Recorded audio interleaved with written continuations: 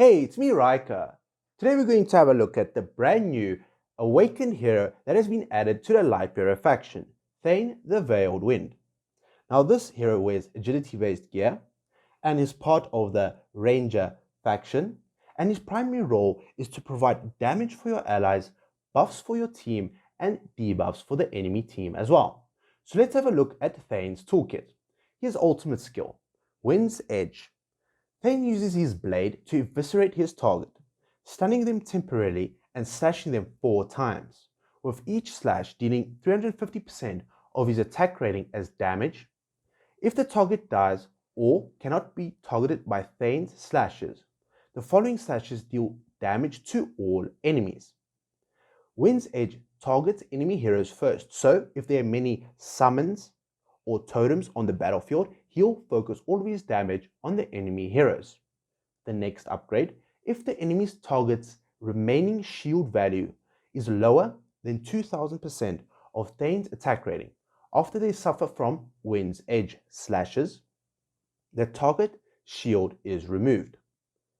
After using Wind's Edge, the following 6 normal attacks deal additional damage equal to 10% of the health already lost by the target.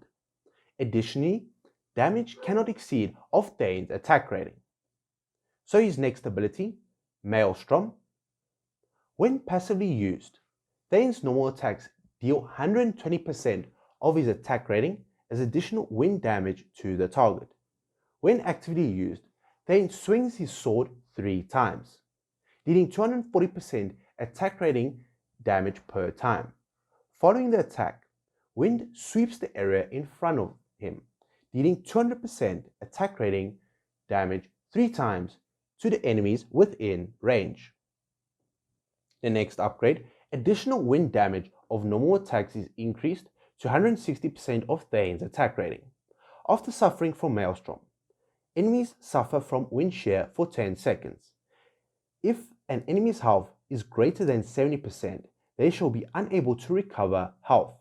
This effect cannot be removed. So this is essentially a small little indicator that will appear on the enemy's bar health, where it will show you that the enemy cannot recover health, allowing you to deal all your damage onto that target. The next upgrade, damage dealt by sweeping wind is increased to 240% of Thane's attack rating. And the level 5 upgrade, the percentage of health at which the enemy affected by wind shear cannot recover health is lowered by 5% and can be lowered by 30% at most. His next ability, Dueling Blades.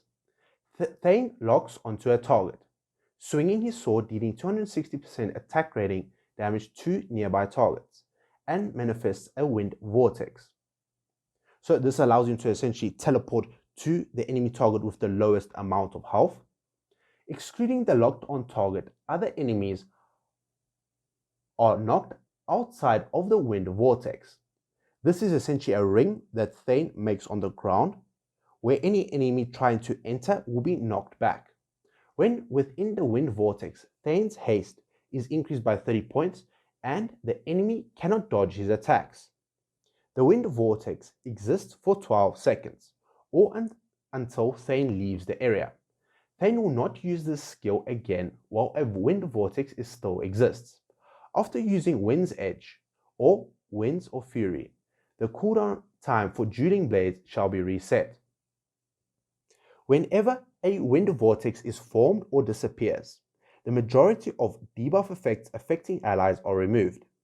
If the Awakened skill Wind Veil is in effect, allies within range are granted 1 Wind Veil layer.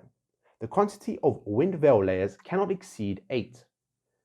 So this can affect both your allies and Thane as well.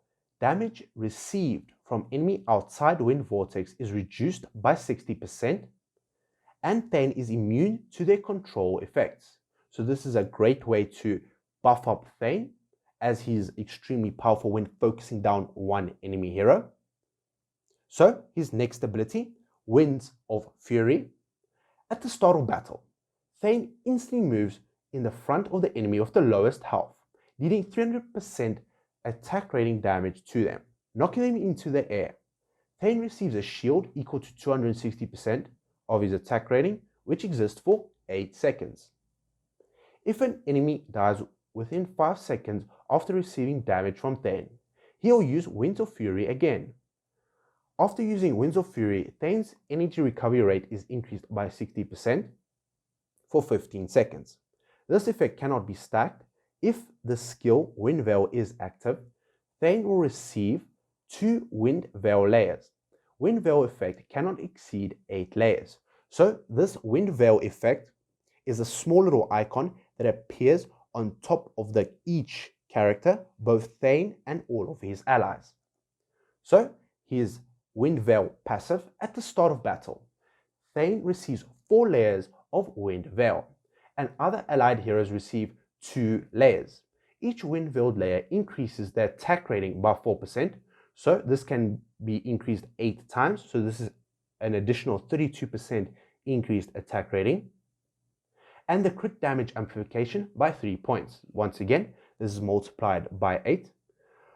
When under the effect of Wind Veil, if an allied hero receives damage from a single attack that exceeds 20% of their max health, they shall lose 1 Wind Veil, reducing the damage of the attack by 50%, and simultaneously wind damage equal to 230% of Thane's attack rating will be dealt back to the attacking source. And the target is silenced for 1.5 seconds. So this is a mini control effect that Thane applies to their enemies. 1 Wind Veil layer shall automatically disappear every 8 seconds. However, this can be refreshed using the Dueling Blades ability. So let's have a look at Thane in battle. So when Thane is in battle, as you can see, he immediately dashes to the enemy with the lowest amount of health, where he summons a wind vortex, where he gains a lot of buffs and the enemy gains a lot of debuffs.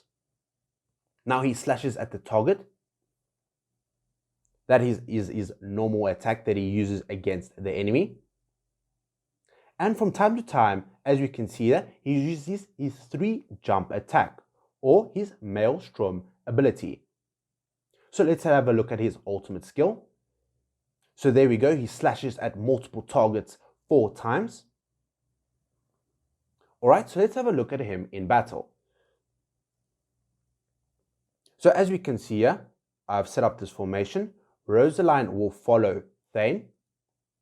So now, as from his toolkit, he immediately dashes to the enemy with the lowest amount of health. There's his ultimate skill. And we can see him slashing away at the enemies.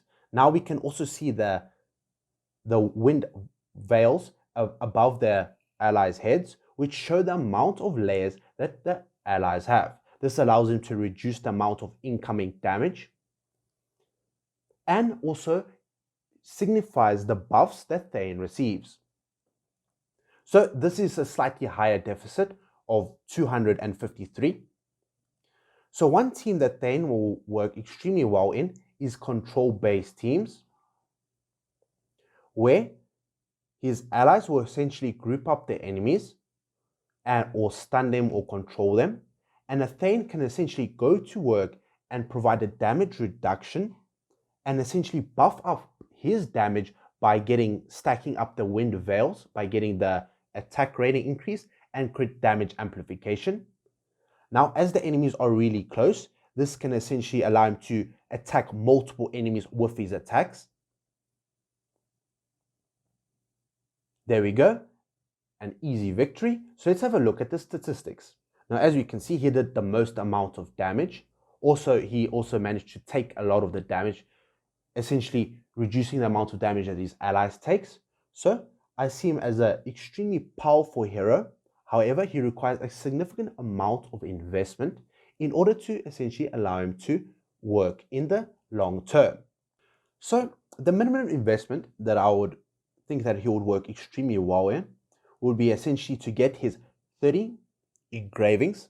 This will allow him to get the immunity to control effect and will give him a significant amount of damage reduction from any damage coming from outside of the wind vortex. Now, the 60 engravings, although it's extremely strong, however, the 30 engravings essentially will be the breakpoint where he will become extremely powerful when dealing damage to their enemies.